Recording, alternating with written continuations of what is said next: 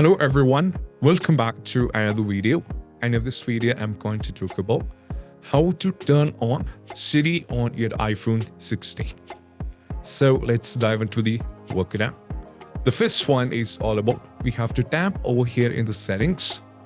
Now from here you have to scroll down and navigate to Siri. Tap on this one.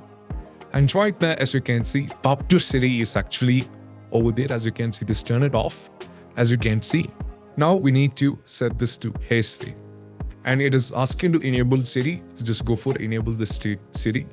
And now we need to set up the Siri by giving some phrases. So let me go over here, set up Hey Siri. Hey Siri, how is the weather? Hey Siri, send a message. Hey Siri, set a timer for 3 minutes. Hey Siri, get directions home. Hey Siri, play some music. So right now, after giving the 5 phrases, you just need to go over here in the done. And once afterwards, you're fine with it. And this is what you have to do. So this is what you have to do. And afterwards, I'm going to give you Hey Siri.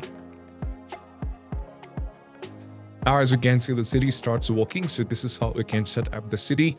And I hope this video is helpful.